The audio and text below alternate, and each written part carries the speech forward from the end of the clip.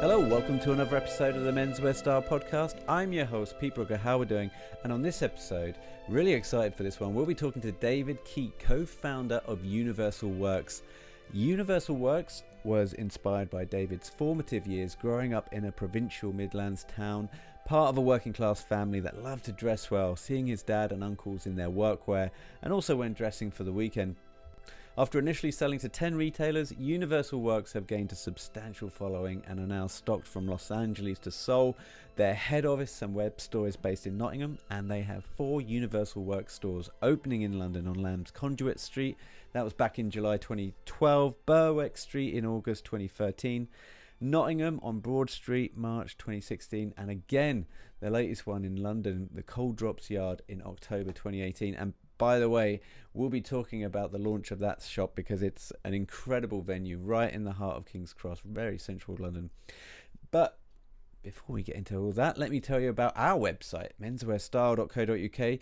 If you click the member area button on the top right of the homepage, you'll be taken to our discounts and loyalty section. This is where you will see exclusive discounts and privileges from hundreds of your favourite high street brands within fashion, lifestyle, beauty and more. We currently have 20% off at New Balance, 15% off at Hawes & Curtis, 10% off at TM Lewin and 50% off at Corner Store. That's right, 50. And we've just added some more, 15% off at Aposta, 20% Pursue Fitness and 35% off My Protein. So lots of good reasons to go check out the website apart from all the other blogs, all the other competitions that we run. So menswearstyle.co.uk, that's the place to go. Right, lastly, if you're on the social, type in Menswear Style into your smartphone there, and we'll just come up almost everywhere. If you'd like to get in touch with the show or become a guest and talk about your brand and its journey, then email us at info@menswearstyle.co.uk. Okay? Here is that interview with David Keyte, co-founder of Universal Works. Wonderful. Well, it's my great pleasure to introduce to the podcast David Keyte, joint founder of Universal Works. How are we doing today, David? Good. Nice, chilly morning in quite sunny Nottingham today. For the uninitiated, would you mind giving us a thumbnail sketch of you and of Universal Works, please? Okay, so I guess we are Universal Works. It was begun by myself and my partner Stephanie. We wanted to produce I guess something that had always been my passion, menswear based on old kind of blue collar workwear and military styling, but with an understanding of a sort of British. Tailoring, almost like classic British clothing, but we wanted that to be very contemporary and understanding its roots and understanding where it came from. We wanted it to be very much about today and people's lifestyles today, and also in the realms of affordability. That we'd both come from a fashion world where things maybe were aspirational sometimes and less affordable for myself and my friends, and I think we felt we wanted something that was a bit more attainable. So that was the original goal of it. And it's hugely about a massive wardrobe for me because it's all things that I want and wear. And as a business, I guess, we've got no particular plan to take over the world. We just wanted to put our vision of menswear out into the market and see if we could make a success of that. But we'd had many years of working for other people, both of us coming from a product and production background, not a design background, although Stephanie had studied fashion as a design course in Nottingham, actually. But I was not trained in anything, let alone fashion. I just did it because I loved it and got jobs in it and progressed through actually doing it, I guess, through sitting next to geniuses that I worked with at Paul Smith and Maharishi and various other British menswear designers and thinking I could always do better myself. And finally I got the opportunity to do it.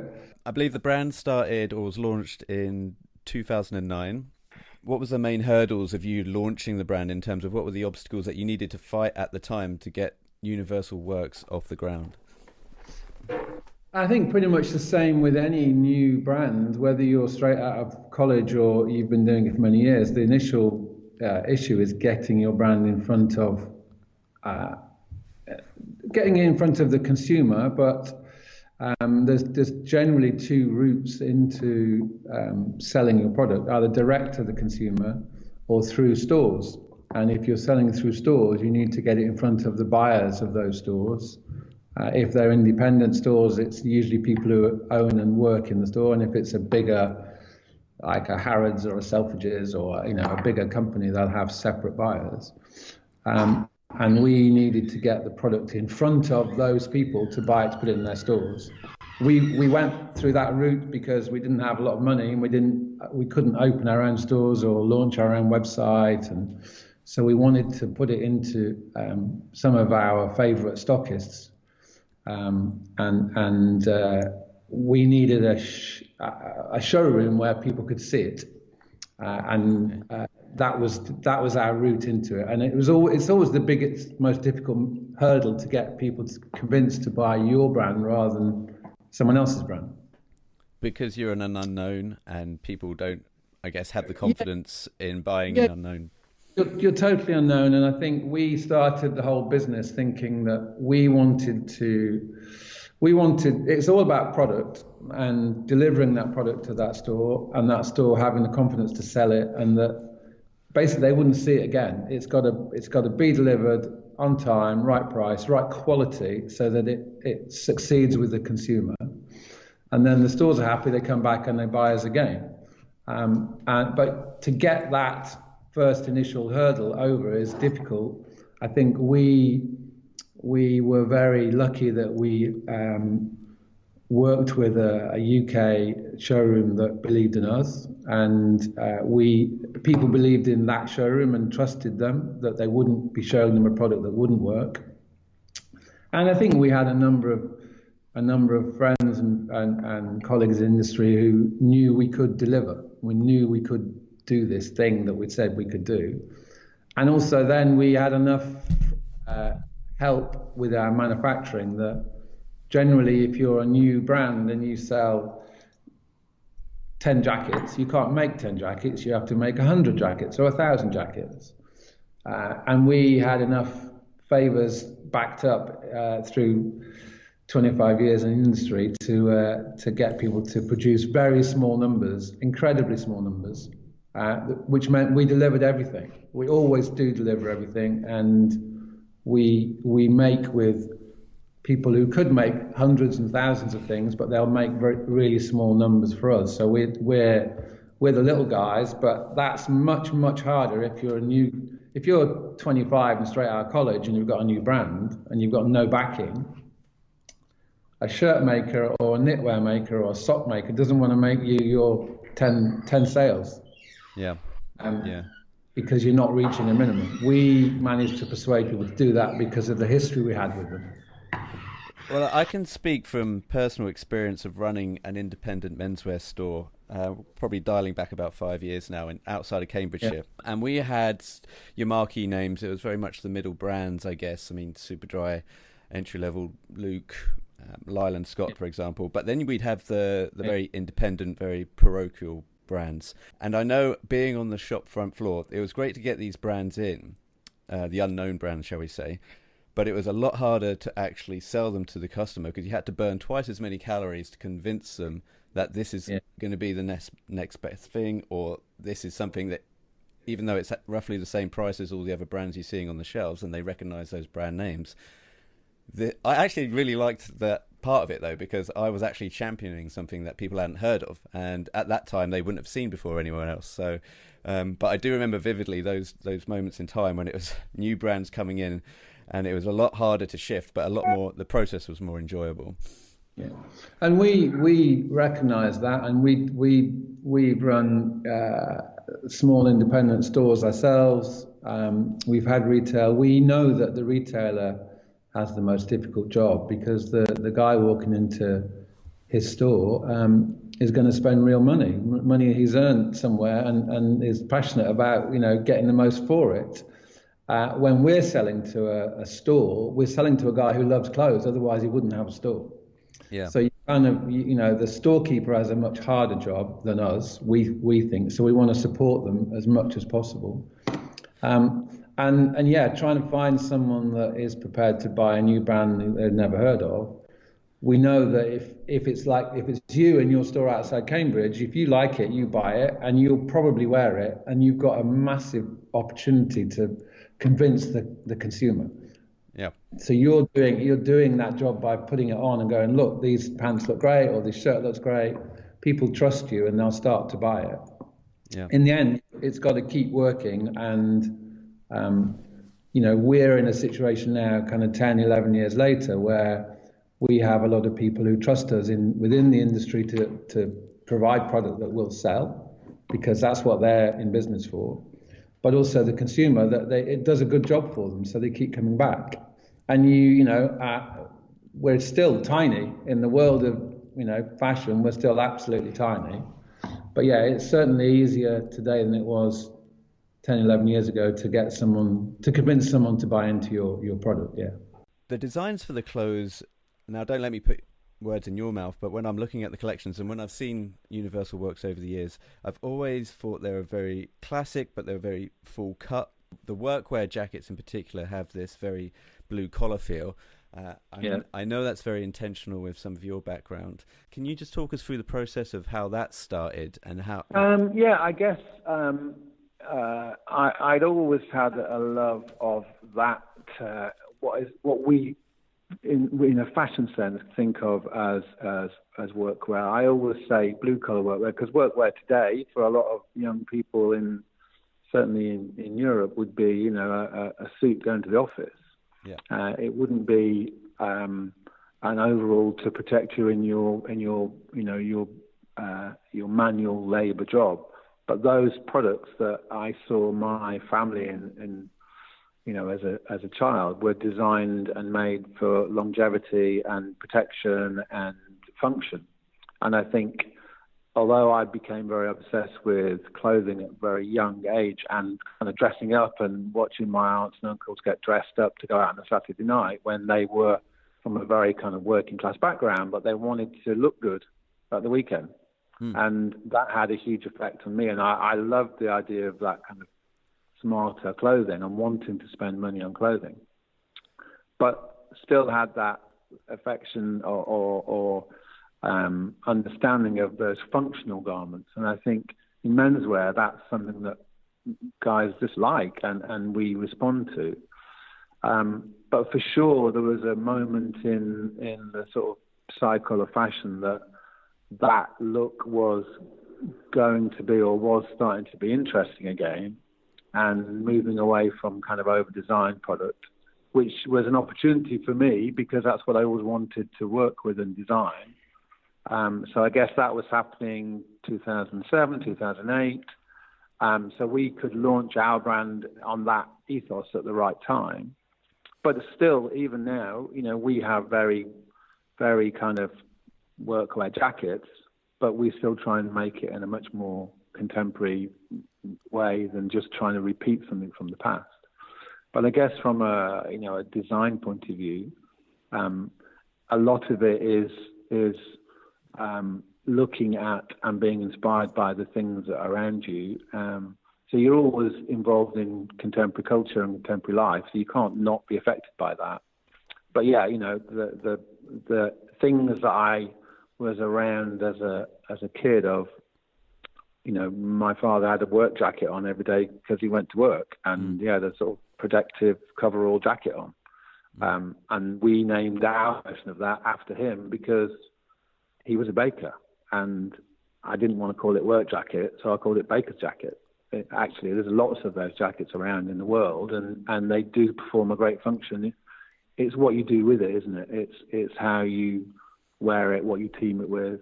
And I think all of those products would have been, generally they would have been looser rather than tighter, because it's hard to wear tight clothes if you're an engineer or a builder or a bricklayer or a baker for that matter. It doesn't suit what you're doing.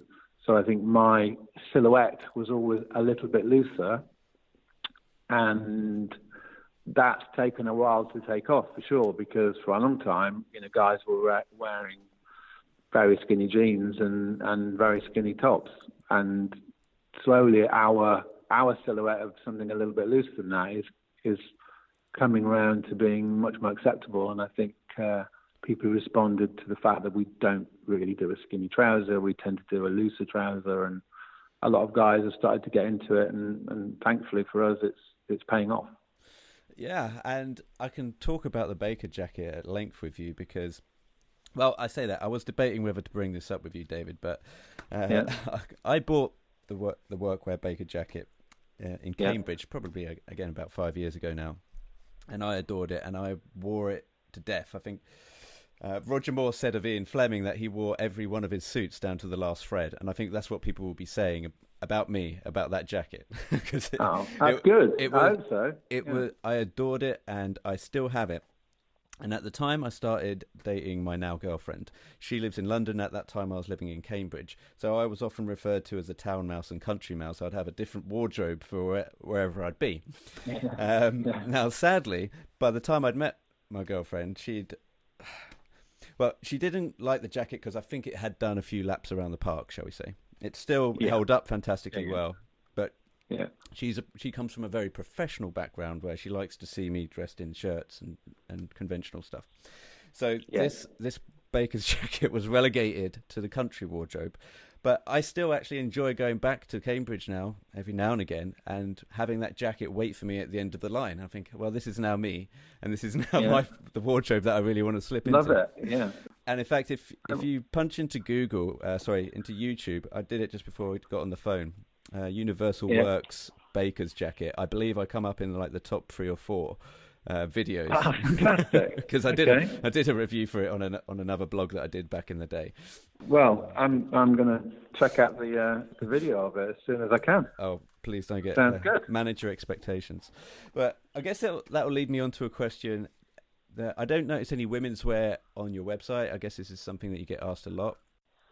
Are a lot of the clothes unisex or gender free, as I think people like to call it now? Or? I mean, we make clothing, and we are, it's the design of that is coming from my vision of what I think men should be wearing, and in reality what I want to wear, and therefore I'm kind of designing it for me, in the hope that the rest of the world will be interested and we can have a business from it.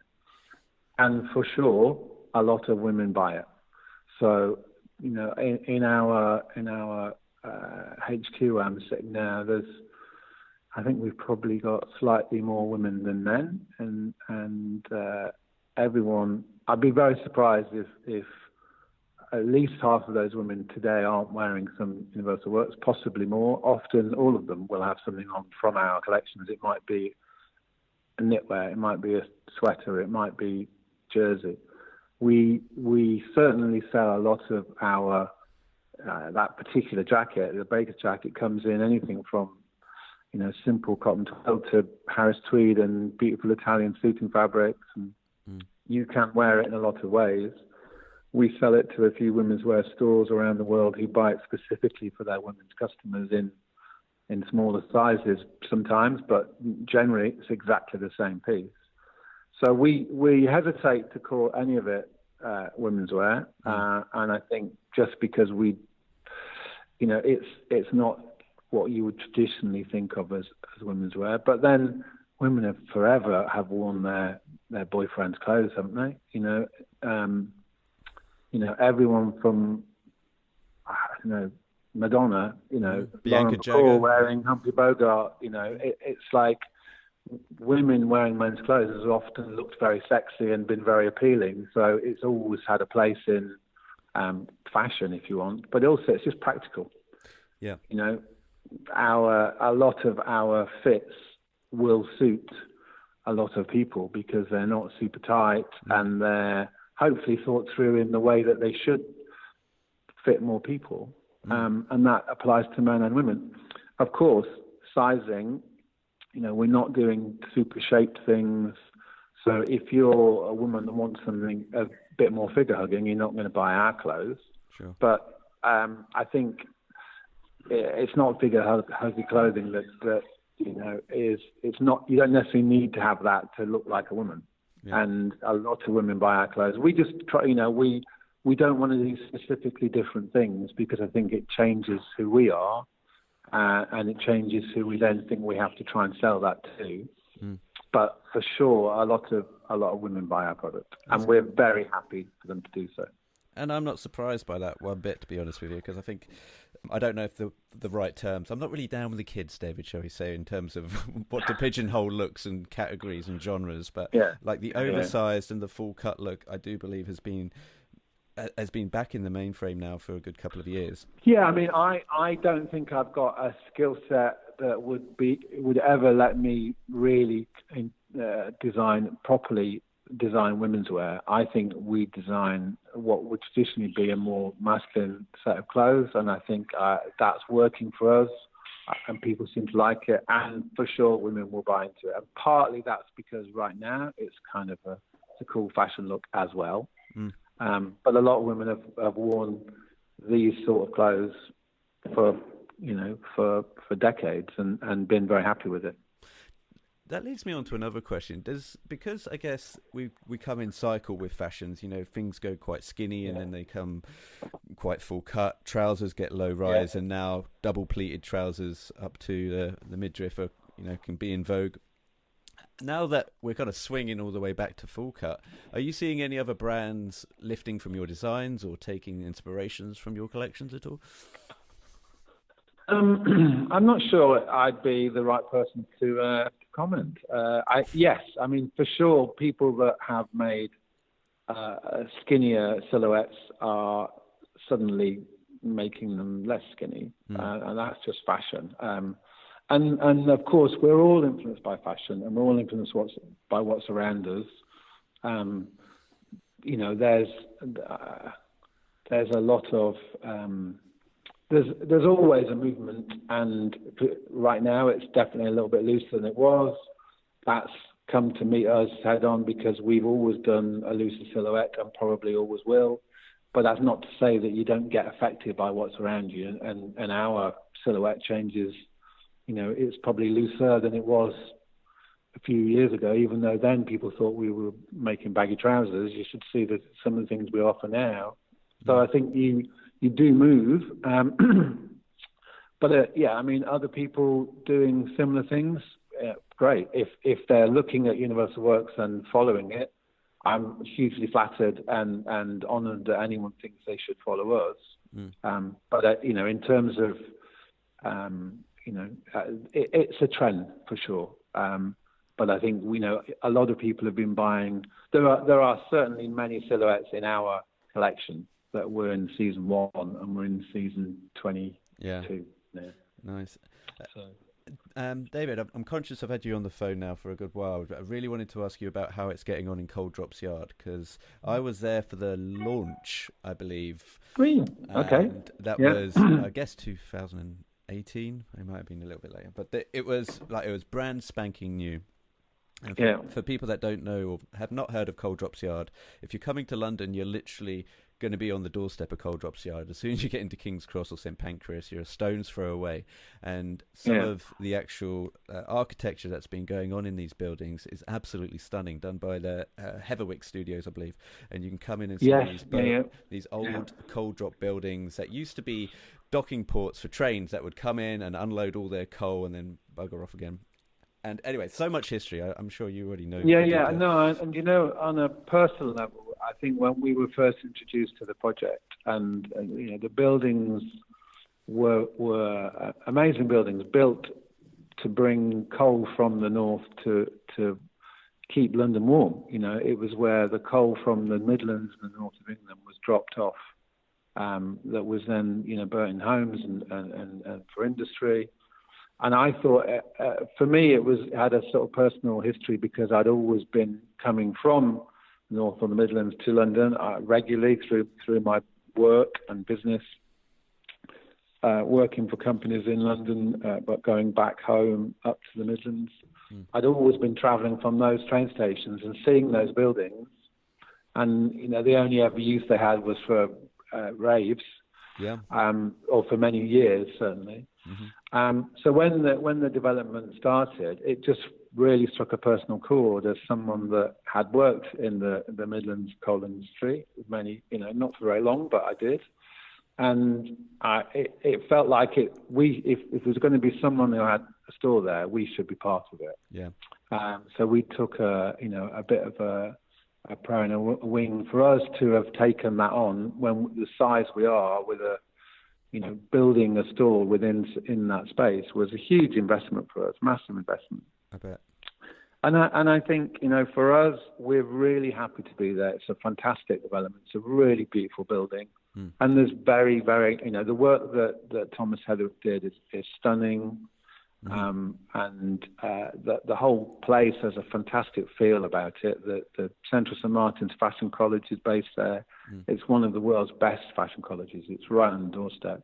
Yeah. There's really good small independent businesses as well as one or two bigger companies. But it's a great mix. And it's year 2 of a 20-year project to make that place a really important part of London. So it's not always super busy. It's not always perfect, but it's really, really cool place to be. And we're really happy. And we think we've got a really beautiful shop within that space. So we're very, very happy with how it's gone in the first year and a half. Yep. So so far, all good.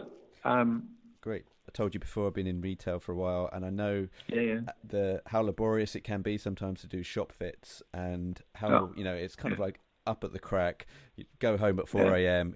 Everyone's working to a deadline, and I walked into your store and just thought, this is what a shop fit should look like. It's got that big mirrors at the back that kind of hide some of the storage, but completely elasticate the space. So I mean, we were lucky enough to have had a couple of really talented architects to work with who were fans of Universal Works. I met the guys in the store when they were coming in to buy things.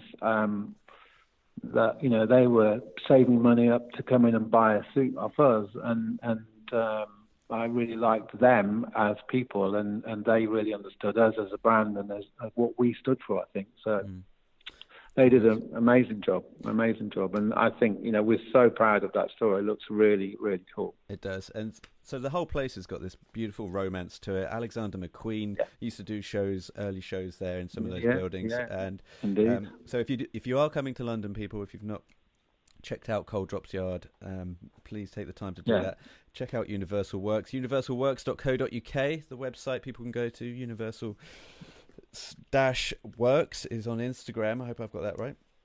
Hyphen. Yes. You have hyphen underscore. Sorry, I screwed that up. You'll find it. They'll find it. Lastly, I'm going to take a bit of a hard right here, David, but one last question I had for you. What are your thoughts on the current state of digital marketing and influencers? And the reason why I'm asking you this is we spoke about how I did a video previously, and I was wearing a lot of stuff and tagging and then whatnot. I think I reached out to a couple of press people and they said, look, thank you so much for doing all this. We don't really do much work with influencers, but obviously we'll keep you on our file. And I was like, oh, brilliant, excellent, great.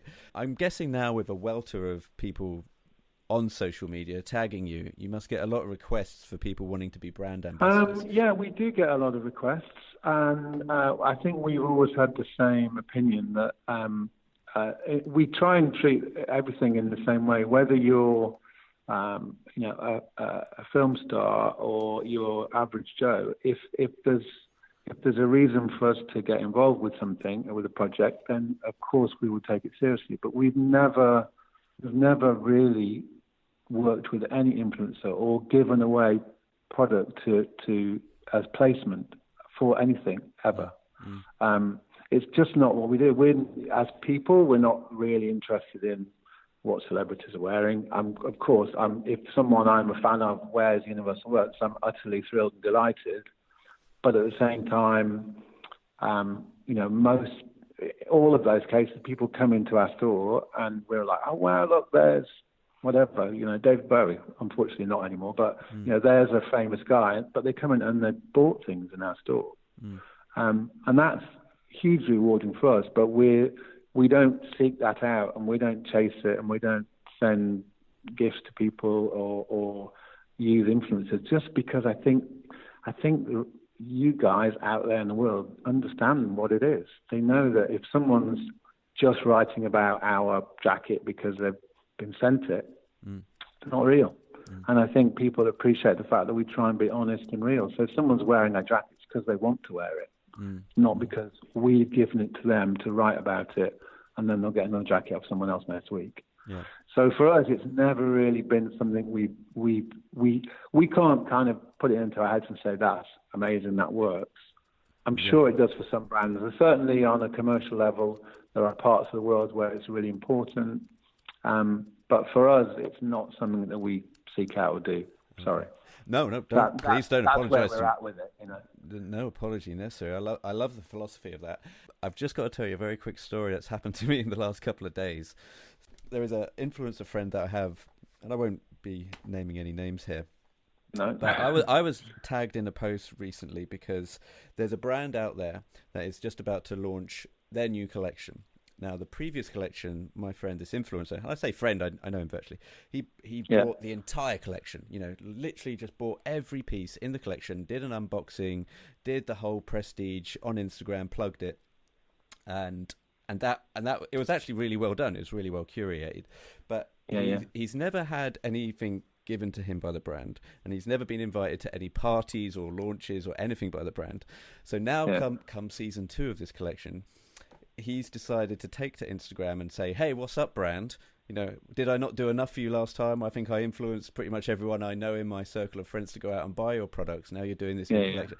So I realized right there and then, that is a microcosm of what must be fantastic and terrible for brands with relationships to social media. In one instance, you've got a guy that's going out and buying the collection, telling everyone how great it is, doing the exact fit. And on the second hand, he now thinks he's got an established relationship with you because he's done that. And now he feels entitled. And now he wants to be in the loop, and he wants to be in the parties and the launch events.